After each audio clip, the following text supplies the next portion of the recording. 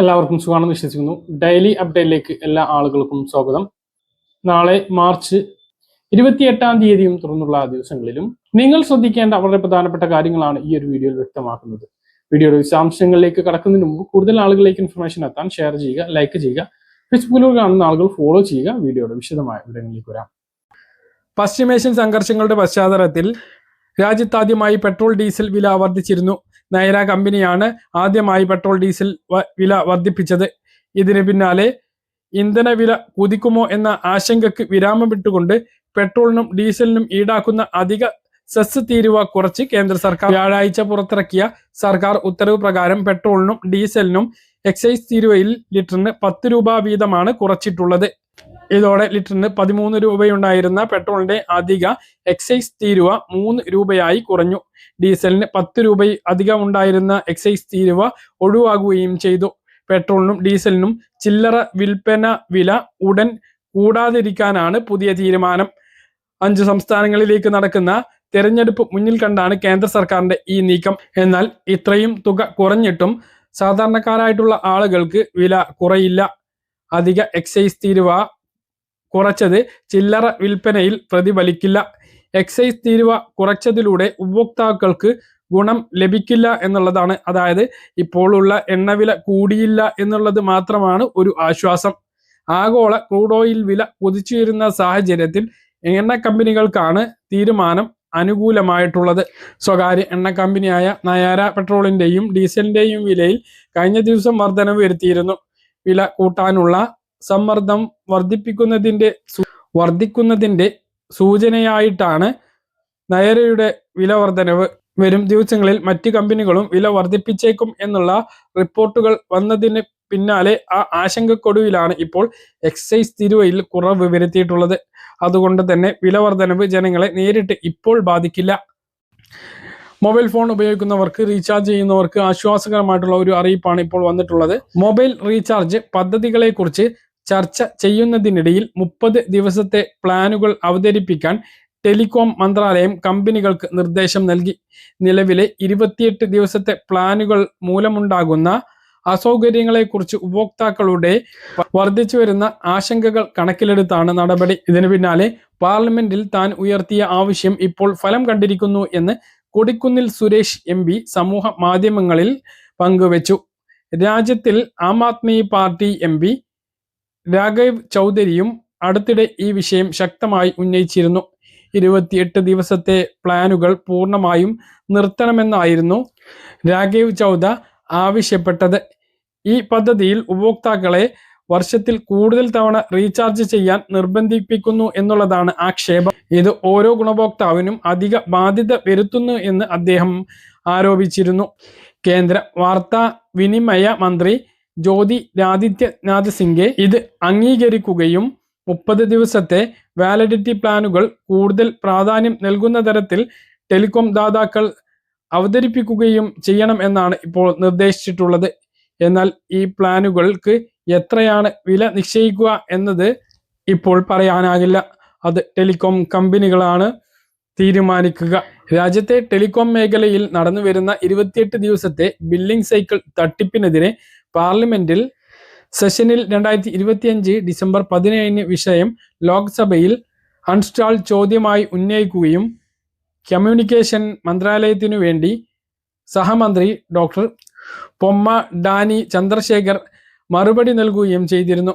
രാജ്യത്തെ കോടിക്കണക്കിന് ജനങ്ങളെ ബാധിക്കുന്ന ഈ വിഷയം ആദ്യമായി ലോക്സഭയിൽ താനാണ് ഉന്നയിച്ചത് എന്നും തുടർന്ന് ഫോളോ അപ്പ് എന്ന നിലക്ക് പാർലമെന്റിന്റെ ബജറ്റ് സമ്മേളന വേളയിൽ 2026 മാർച്ച് 11 വീണ്ടും വിഷയം ഉന്നയിക്കുകയും ചെയ്തിരുന്നു എന്നും ഈ കാലയളവിൽ ആവശ്യമായ അനുകൂല നടപടി സ്വീകരിക്കണം എന്ന് ബന്ധപ്പെട്ട മന്ത്രാലയങ്ങൾക്കും മന്ത്രി ഉറപ്പ് നൽകിയിരുന്നു എന്നും ഈ വിവരം നേരത്തെ തന്നെ പങ്കുവച്ചിട്ടുള്ളതാണ് എന്നും കൊടിക്കുന്നിൽ സുരേഷ് MP പറഞ്ഞു. ആധാറുമായി ബന്ധപ്പെട്ട് വളരെ പ്രധാനപ്പെട്ട പുതിയൊരു അപ്ഡേഷനാണ് ഇപ്പോൾ വന്നിട്ടുള്ളത്. നേരത്തെ ഉണ്ട്, അത് കുറച്ചുകൂടി കാര്യക്ഷമമാക്കിയിട്ടുണ്ട്. ഇതാണ് ഈ ഒരു വീഡിയോയിൽ നിങ്ങളുമായിട്ട് പങ്കുവെക്കുന്നത്. സർക്കാർ സേവനങ്ങൾ ജനങ്ങളിലേക്ക് വേഗത്തിൽ എത്തിക്കുന്നതിൻ്റെ ഭാഗമായി ഡിജി ലോക്കർ മുഖേന ആധാർ കാർഡ് വാട്സപ്പിലൂടെ ഡൗൺലോഡ് ചെയ്യാനുള്ള സൗകര്യം കേന്ദ്ര സർക്കാർ സജ്ജമാക്കി. My gov help desk chat bot വഴിയാണ് ഈ സേവനം ലഭ്യമാക്കുന്നത്. UIDAI പോർട്ടലിലെ തിരക്കോ ക്യാപ്ച കോഡുകളുടെ നൂലാമാലകളോ ഇല്ലാതെ തന്നെ 24 മണിക്കൂറും ഈ സേവനം പ്രയോജനപ്പെടുത്താവുന്നതാണ്. വാട്സപ്പിലൂടെ ആധാർ കാർഡ് ലഭ്യമാകുന്നതിന് ആദ്യം 90 13 15 15 15 എന്ന മൊബൈൽ നമ്പർ സേവ് ചെയ്യുകയാണ് വേണ്ടത്. വാട്സപ്പ് തുറന്ന് ഈ നമ്പറിലേക്ക് ഹായ് അല്ലെങ്കിൽ നമസ്തേ എന്ന സന്ദേശം അയക്കുക. ചാറ്റ് ബോട്ട് നൽകുന്ന ഓപ്ഷനുകളിൽ നിന്നും ഡിജി ലോക്കർ സർവീസ് എന്നത് തിരഞ്ഞെടുക്കുക. നിങ്ങൾക്ക് ഡിജി ലോക്കർ അക്കൗണ്ട് ഉണ്ടോ എന്ന് ചാറ്റ് ബോട്ട് ചോദിക്കും. ഉണ്ടെങ്കിൽ യെസ് എന്ന് നൽകുക. അക്കൗണ്ട് ഇല്ലാത്തവർക്ക് ഡിജി ലോക്കർ വെബ്സൈറ്റ് വഴിയോ ആപ്പ് വഴിയോ നേരത്തെ അക്കൗണ്ട് വളരെ ലളിതമായി തുടങ്ങാൻ സാധിക്കുന്നതാണ്. സ്വർണ്ണവില ഇന്ന് നേരിയ രീതിയിലാണ് വർദ്ധിച്ചത്. ഗ്രാമിന് 15 രൂപ വർദ്ധിച്ച് 13,265 രൂപയും പവന് 120 രൂപ വർദ്ധിച്ച് 1,06,120 രൂപയും ആയിട്ടുണ്ട്. സംസ്ഥാനത്ത് കെട്ടിട നിർമ്മാണ തൊഴിലാളി ക്ഷേമ പെൻഷൻ 5 മാസത്തേതാണ് വിതരണം ആരംഭിച്ചിട്ടുള്ളത്. സംസ്ഥാന ക്ഷേമനിധി ഓഫീസിൽ നിന്നും ജില്ലാ തലങ്ങളിലേക്ക് അത് അയച്ച് അങ്ങനെയാണ് വിതരണം ചെയ്യുന്നത്. അത് പിന്നെ ഓരോ ഗുണഭോക്താവിനും ജില്ലാ കേന്ദ്രങ്ങളിൽ നിന്നാണ് അയക്കുന്നത്. അതുകൊണ്ട് തന്നെ പല ആളുകൾക്കും 5 മാസത്തെ തുക ലഭിച്ചിട്ടില്ല എന്നുള്ളതാണ് വിവരം. പെൻഷൻ കാത്തിരിക്കുന്ന കെട്ടിട നിർമ്മാണ തൊഴിലാളി പെൻഷൻ ഗുണഭോക്താക്കളും അതുപോലെ തന്നെ സാമൂഹ്യ സുരക്ഷാ പെൻഷൻ കാത്തിരിക്കുന്നവരും സ്ത്രീ സുരക്ഷാ പെൻഷൻ ഏപ്രിൽ മാസത്തേത് കാത്തിരിക്കുന്നവരും അറിയേണ്ട വളരെ പ്രധാനപ്പെട്ട കാര്യങ്ങളാണ് പറയുന്നത്. ഇതിൽ ആദ്യത്തേത് കെട്ടിട നിർമ്മാണ തൊഴിലാളി ക്ഷേമ പെൻഷൻ്റെ കാര്യം തന്നെയാണ്. കെട്ടിട നിർമ്മാണ തൊഴിലാളി പെൻഷൻ 5 മാസത്തെ അതായത് 18 മാസത്തെ കുടിശ്ശികയുണ്ടായിരിക്കെ മുഴുവൻ നൽകുമെന്ന് പറഞ്ഞിരുന്ന് പിന്നീട് ഇതിപ്പോൾ 5 മാസത്തേത് നൽകാൻ വേണ്ടിയിട്ടാണ് അവർ തീരുമാനിച്ചിട്ടുള്ളത്. അതിൻ്റെ അടിസ്ഥാനത്തിൽ 5 മാസത്തെ തുക വിതരണം ഇപ്പോൾ ആരംഭിച്ചിട്ടുണ്ട് എന്നാണ് സംസ്ഥാന കെട്ടിട നിർമ്മാണ ഭവനിൽ നിന്നും അറിഞ്ഞിട്ടുള്ള വിവരം. എല്ലാ ജില്ലാ തലങ്ങളിലേക്കും അത് അയച്ചിട്ടുണ്ട്. അവിടെ നിന്ന് ഗുണഭോക്താക്കളുടെ അക്കൗണ്ടുകളിലേക്ക് ആ ഒരു തുക കൈമാറുന്നതാണ്. ഓരോ ഗഡുക്കളായിട്ടാണ് ആ ഒരു തുക വിതരണം ചെയ്യുക. അതായത് 1600-ൻ്റെ ഘട്ടങ്ങളായിട്ട് അല്ലെങ്കിൽ ഒരുമിച്ച് ഒക്കെ 1600-ൻ്റെ 5 ഗഡുക്കളായിട്ടാണ് ലഭിക്കുക. അവർക്ക് പെൻഷൻ കൂട്ടിയിട്ടില്ല, 1600 തന്നെയാണുള്ളത്. 18 മാസത്തെ കുടിശ്ശികയാണുള്ളത്. 18 മാസത്തെ കുടിശ്ശിക പ്രകാരം ഓരോ ഗുണഭോക്താവിനും 30,000 രൂപക്ക് അടുത്ത് ലഭിക്കേണ്ടതായിരുന്നു. എന്നാൽ 5 മാസത്തേത് 8,000 രൂപയുടെ വിതരണം മാത്രമാണ് ഇപ്പോൾ ആരംഭിച്ചിട്ടുള്ളത്. ഇതുമായി ബന്ധപ്പെട്ട് കഴിഞ്ഞ ദിവസം ഇത് പറഞ്ഞിരുന്നു. ഇതുമായി ബന്ധപ്പെട്ട് ഇപ്പോൾ പല ആളുകൾക്കും തുക ലഭിച്ചിട്ടില്ല എന്ന പരാതിയുടെ അടിസ്ഥാനത്തിൽ നമ്മൾ ഇന്ന് ഉദ്യോഗസ്ഥരുമായിട്ട് ബന്ധപ്പെട്ടിരുന്നു.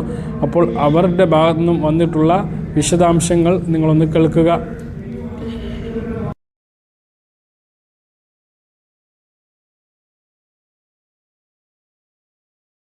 ഹലോ ഹലോ ഹലോ ആ ഇത് കെട്ടിട നിർമ്മാണ ക്ഷേമനിധി ബോർഡല്ലേ? അതെ മേഡം, ഇന്നലെ വിളിച്ചപ്പോഴേ 5 എണ്ണം കൊടുക്കുന്നതാണ് പറഞ്ഞത്.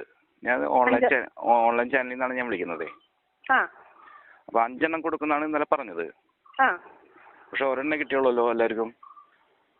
ഇവിടുന്ന് 5 മാസത്തെ പെൻഷൻ ചീഫ് ഓഫീസർ 14 ജില്ലകൾക്ക് അയച്ചിട്ടുണ്ട്. അതാത് ജില്ലക്കാരാണ് പെൻഷൻകാർക്ക് കൊടുക്കേണ്ടത്, ഞങ്ങളല്ല. ഇവിടുന്ന് പോയിട്ടുള്ള കാര്യം ഞങ്ങൾ പറഞ്ഞിട്ടുണ്ട്. ഇവിടെ നമ്മുടെ ഈ ചാനലില് കമന്റ് ബോക്സിൽ വന്നിട്ടുള്ളത് എല്ലാവർക്കും ഓരോന്നും കിട്ടിയുള്ളൂ എന്ന് പറഞ്ഞിട്ടാണ് കമന്റ് ബോക്സ് വന്നിരിക്കുന്നത്. അത് നമുക്കറിയില്ലല്ലോ. ഇവിടുന്ന് പോണ കാര്യമില്ല നമുക്കറിയാൻ പറ്റത്തുള്ളൂ. അതാത് ജില്ലക്കാരല്ലേ അവർക്ക് അയക്കുന്നേ. 2 ദിവസം താമസമാണോ ഉണ്ടോന്ന് നമുക്കറിയില്ല. ഇവിടുത്തെ കാര്യമില്ല എനിക്ക് പറയാൻ പറ്റത്തുള്ളൂ. നമ്മുടെ കമന്റ് ബോക്സിൽ കയറിയിട്ടാണ് അവർ ചോദിക്കുന്നത് ആൾക്കാർ. നിങ്ങൾ എന്താ ആൾക്കാരെ കളിയാക്കണമെന്ന് ചോദിച്ചിട്ട്. അതുകൊണ്ടാണ് ഞാൻ ഇപ്പൊ ഇന്ന് വിളിക്കാൻ കാരണം രാവിലെ തന്നെ. അതെ, ഇവിടെ നിന്ന് അയച്ചിട്ടുണ്ടോന്ന് പറഞ്ഞു. അവിടെ നിന്ന് എന്താണ് എഴുതി വരുന്നതിന് താമസം എന്താണെന്ന് ഞങ്ങൾക്ക് അറിയില്ല. ഇവിടെ നിന്ന് അയച്ച കാര്യമേ എനിക്ക് അറിയത്തുള്ളൂ. Okay madam. അപ്പോൾ കെട്ടിട നിർമ്മാണ തൊഴിലാളികൾക്കുള്ള പെൻഷൻ്റെ കാര്യം ഇങ്ങനെയാണ്. അപ്പോൾ ആ തുക ലഭിച്ചിട്ടുള്ള ആളുകൾ, ഒന്നിൽ കൂടുതൽ തുക ലഭിച്ചിട്ടുള്ള ആളുകൾ താഴെ ഒന്ന് കമൻ്റായിട്ട് അറിയിക്കുക. ഇനി സ്ത്രീ സുരക്ഷാ പെൻഷൻ 9-ാം തീയതിക്ക് മുമ്പ് ഒരു ഗഡു കൂടി വരും എന്നാണ് ഇപ്പോൾ നമുക്ക് ലഭിക്കുന്ന വിവരങ്ങൾ. സാമൂഹ്യ സുരക്ഷാ പെൻഷൻ 25 മുതൽ ആരംഭിക്കേണ്ടതായിരുന്നു. അപ്പോൾ അത് രണ്ടും കൂടി ഒരുമിച്ച് ജനങ്ങളുടെ കയ്യിൽ എത്തിച്ച് അത് ഒരു വോട്ട് ആക്കി മാറ്റുക എന്നുള്ള ലക്ഷ്യം കൊണ്ടാണ് എന്നുള്ളതാണ്. ഇപ്പോൾ 25-ാം തീയതിക്കത്തെ വിതരണം മാറ്റി വെച്ചിട്ടുണ്ട്. ഇപ്പോൾ രണ്ടും ഒരുമിച്ചായിരിക്കും ഇനി ലഭിക്കുക. അതായത് ബാങ്ക് അക്കൗണ്ടിലേക്ക് ലഭിക്കുന്ന ആളുകൾക്ക് 2000-ൻ്റെ 2 ഗഡുക്കളായിട്ട് 31-ാം തീയതി കയറാനാണ് സാധ്യത. ഇന്നലെ നമ്മൾ ബന്ധപ്പെട്ടപ്പോൾ അതും അവർക്ക് ഉറപ്പ് പറയാനാകില്ല. പക്ഷേ ആ ഒരു തുക ലഭിക്കുന്നതാണ്. 9-ാം തീയതിക്ക് മുമ്പ് എന്തായാലും ഉറപ്പായിട്ടും 4,000 രൂപ ക്ഷേമ പെൻഷൻ ലഭിക്കുന്നതാണ് എന്നുള്ളതാണ്. പെൻഷൻ വിതരണവുമായി ബന്ധപ്പെട്ട് എന്തെങ്കിലും അറിയിപ്പ് ലഭിച്ചാൽ കൃത്യമായിട്ട് വീണ്ടും നിങ്ങളെ അറിയിക്കുന്നതാണ്. പറഞ്ഞ കാര്യങ്ങൾ കൃത്യമായിട്ട് മനസ്സിലാണെന്ന് കരുതുന്നു. ഇതുപോലുള്ള ഇൻഫർമേഷനുകൾക്ക് ഫോളോ ചെയ്യുക, സബ്സ്ക്രൈബ് ചെയ്യുക. മറ്റൊരു വീഡിയോയുമായി നമുക്ക് വീണ്ടും കാണാം. ഇതുവരെ